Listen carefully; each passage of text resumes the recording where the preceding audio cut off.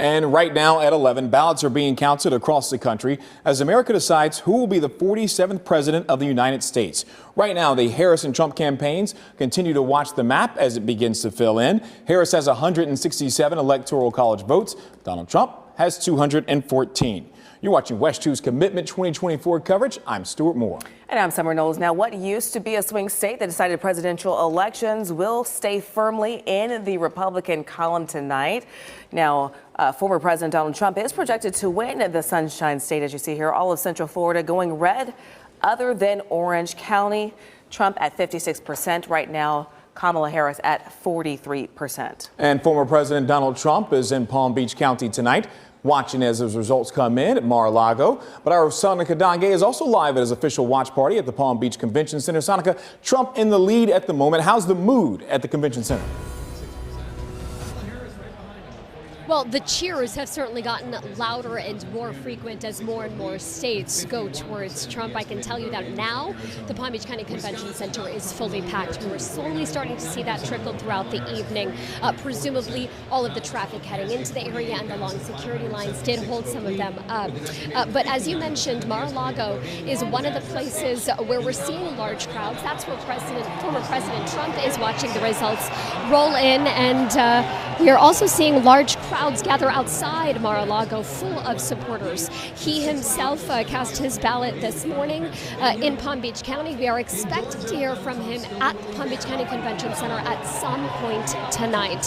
For the most part on Truth Social, his social media platform, he has spent the day just urging voters to get out to the polls and to stay in line. However, we also noticed he was quick to launch allegations into cheating, massive cheating in Philadelphia, later adding Michigan to that list.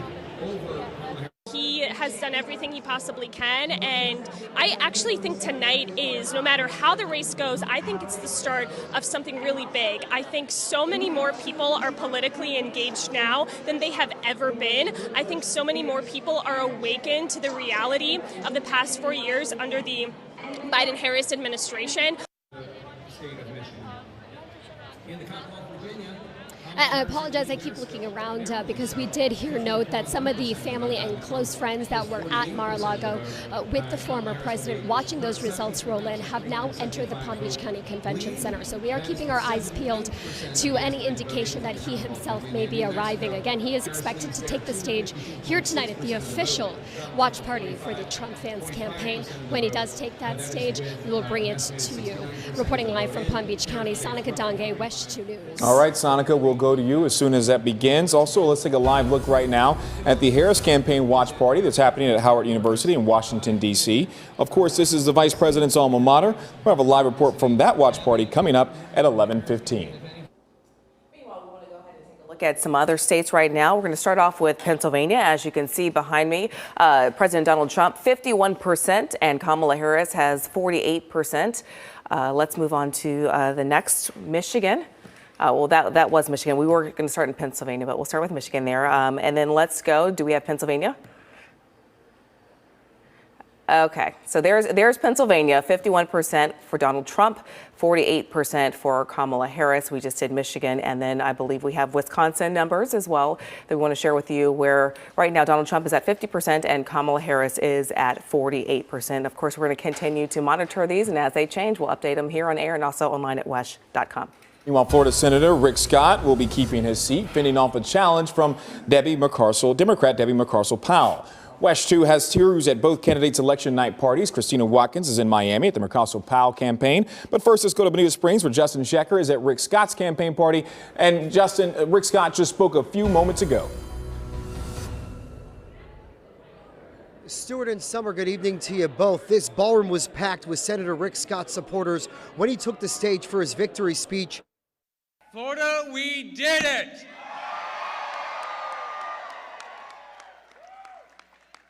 And for once, we did it before midnight. Associated Press wasted no time calling his race against Debbie McCarcel-Powell right after the final polls in Florida closed at 8 p.m. The former two-term governor is now headed back to our nation's capital for his second term in the U.S. Senate. Senator Scott told the crowd he was able to defeat his Democratic challenger in her home turf of Miami-Dade County. We also heard the senator say Florida is the heart of the Republican Party in this country.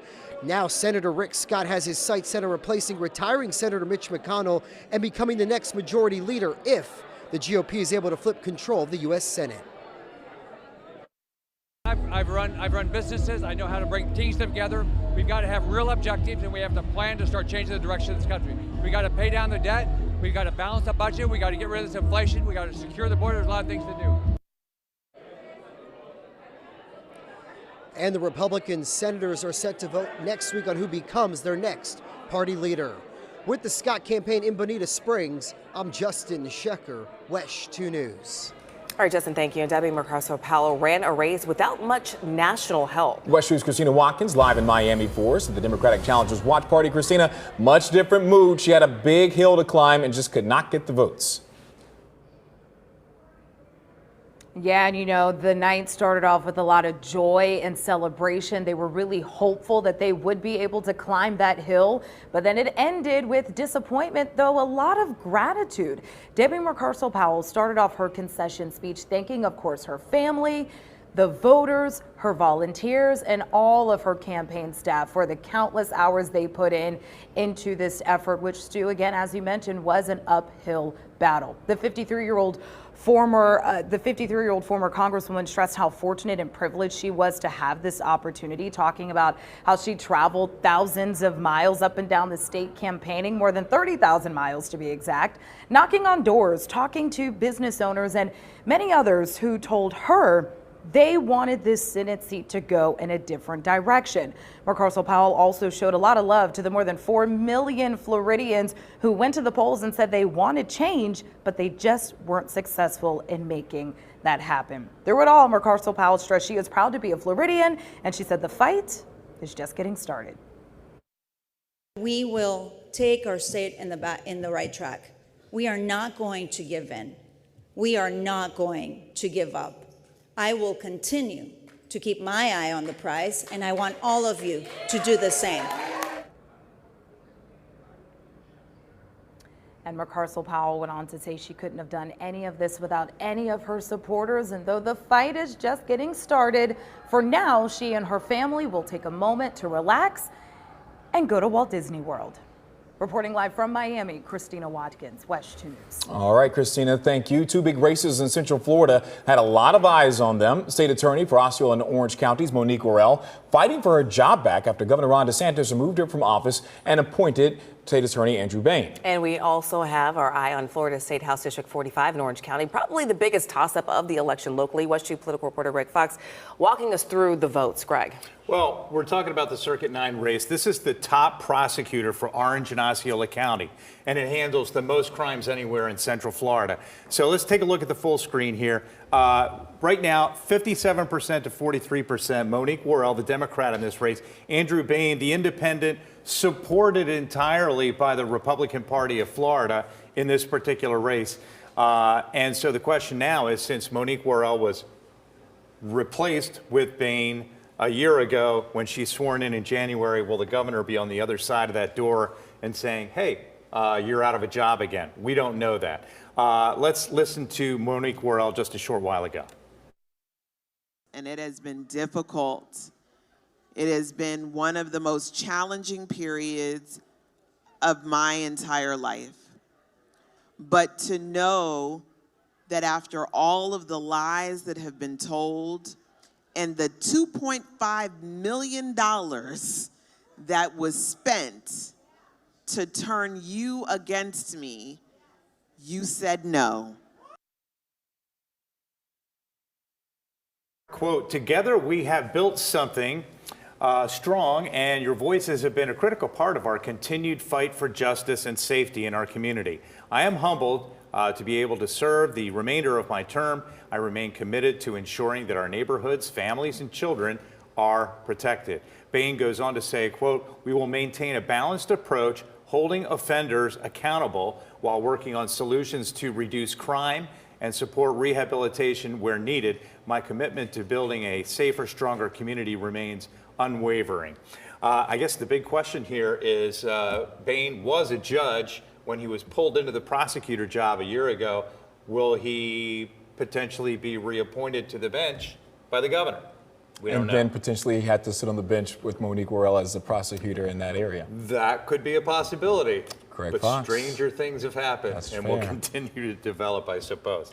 We have another close race, House 45. Take a look at this particular race, and that is the race between Rick Scott and Debbie Mucarsel-Powell. But the State House District 45 race could go to a recount. We've got 98% reporting now, and it's still razor-thin margin between Democrat Leonard Spencer and Republican Carolina Amnesty, who is the incumbent in this race. The Republican who, Stewart and Summer, you'll recall, was taken to the jail and booked on felony charges of forgery in September. But the leadership of the legislature, run by the Republican Party, has yet to take any action on whether or not to remove her from office. Well, voters have had their say tonight. They have.